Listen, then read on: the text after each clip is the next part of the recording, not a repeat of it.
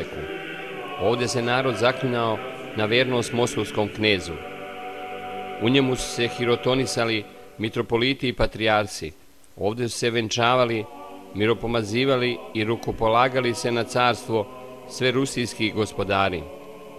Hram Uspenja Majke Božije nije poznat samo po ikonopisu, već i po svojoj arhitekturi.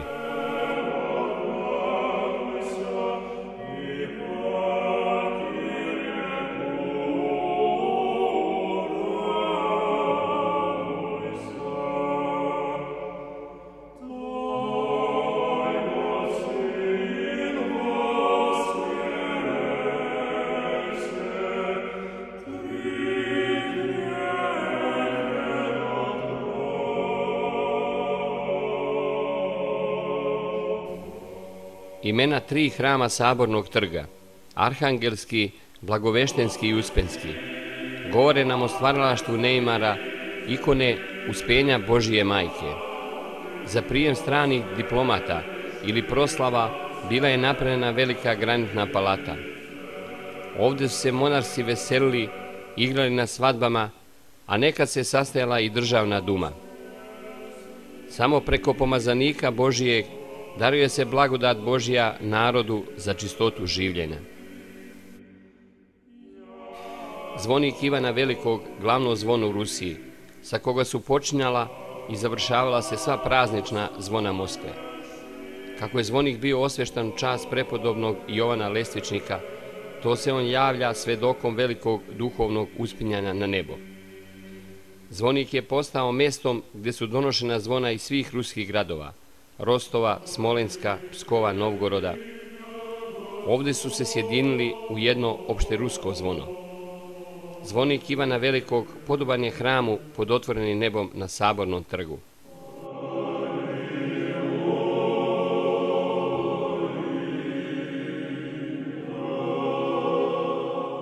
Ruski carevi su po rečima cara Aleksandra II.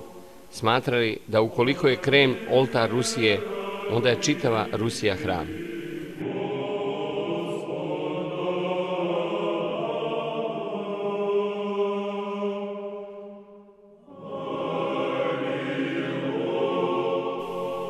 Hram Vasilija Blaženog, ikona Moskve. Podigao ga je car Ivan Veliki posle pobjede nad Tatarima u Kazanu. Ruski majstori su sagradili hram kao obraz Rusije, koja je sabirala oko sebe neznabošnjačke narode i privodila ih Hristu. Svaka od ovih kupola simbolizuje jedno od knežestva ruskih. Nedaleko od Kremlja nalazi se hram Hrista Spasitelja sa svojom tragičnom istorijom. Hram je izgrađen po želji imperatora Aleksandra I. u znak blagodarnosti Gospodu za izbavljenje Rusije od najezde Napoleona 1812. godine. Hram Hrista Spasitelja izgrađen je u Moskvi jer je ona podala najveće žrtve u ratu sa Francuzima. Ali 5. decembra 1931. godine hram je porušen i na ovome mjestu boljševici su rešili da izgrade dvorac Sovjeta. Ideja da se ponovo izgradi hram Hrista Spasitelja živjela je u dubini narodne duše. I za samo 2 godine, 7. januara 1999. godine, hram je ponovo zablistao u svojoj lepoti.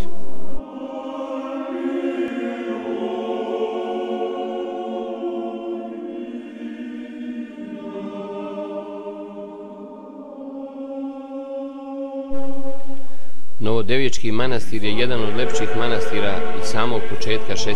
veka, a njegova prestolna crkva je osveštana u čast smolenske ikone Presvete Bogorodice, koja je po predanju napisana samim evangelistom Lukom.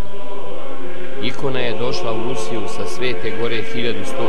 godine i zatim je na molbu smolenskog kneza moskovski knez Vasilije darovao ikonu gradu Smolensku. Sa Novodevičkim manastirom vezano je puno istorijskih događaja. Njegovi zidovi, kao i zidovi mnogih manastira i crkava, čuvaju istoriju i predaju je svakom novom pokolenju.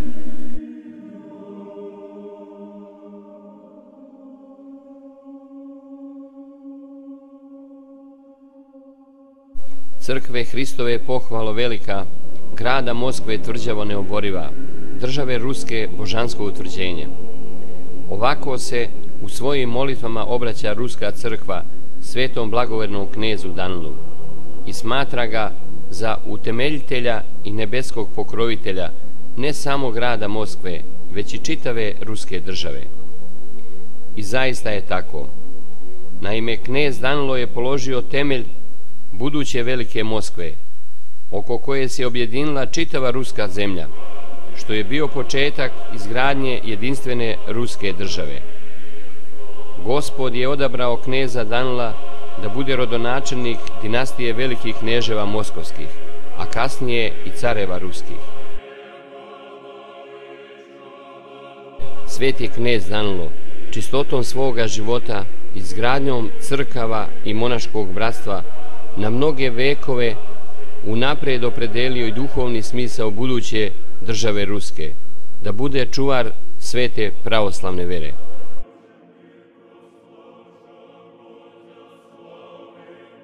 Сохранить драгоценную жемчужину святой православной веры, светить светом православия всему миру, свидетельствуя о том, что православная вера — это не просто и не только одно из направлений в христианстве, так называемой конфессии, а это подлинное учение Христова во всей полноте и чистоте, чтобы мы не только сами хранили, как зеницу ока, эту драгоценность, но и старались передать našim djetim i unukom. U današnjoj Moskvi možemo uočiti tri celine iz tri istorijska perioda: carsku Rusiju, socijalističku Rusiju i američku Rusiju.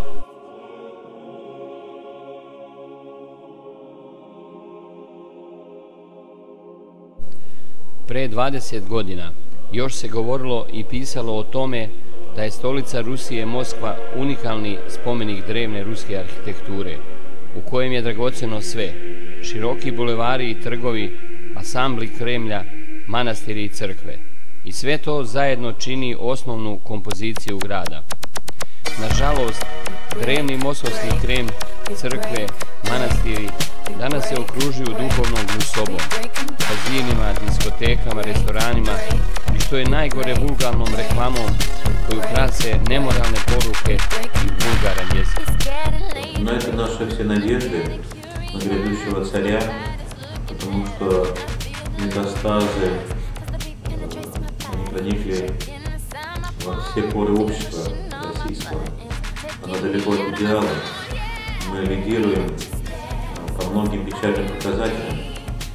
Это и аборты, это самоубийство, потребление спиртного, размах наркомании, сердечно-сосудистые заболевания и многое другое. Позволит.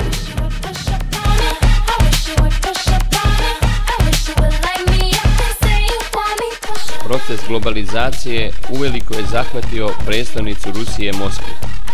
Kad neko hoće jedan narod da porobi, onda mu prvo kulturu razori. Američka antikultura ruši pravoslavni sistem vrednosti koji se prenosio sa kolena na koleno.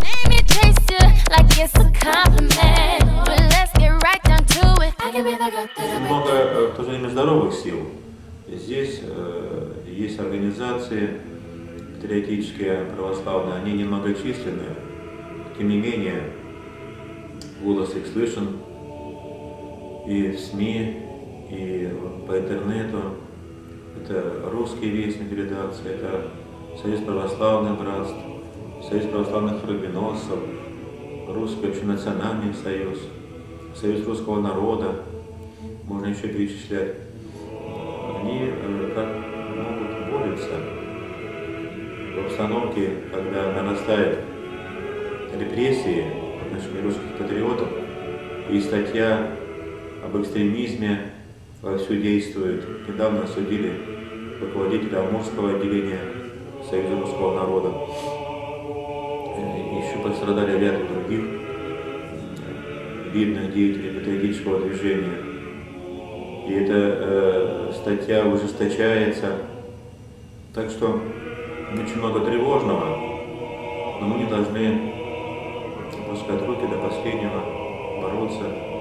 И есть успехи. Мы 8 лет стоим, наш храм, наша община не принимает номер на храм и возвышает свой голос и в защиту ревнителей православия, епископов, исповедников. Ну и пожелание сербскому народу, чтобы он оценил своих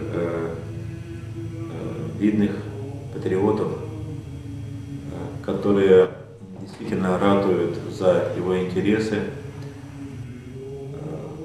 чтобы православие в Сербии возрождалось, и чтобы народ осознал необходимость возврата к своим корням, чтобы была стабильность положения церкви,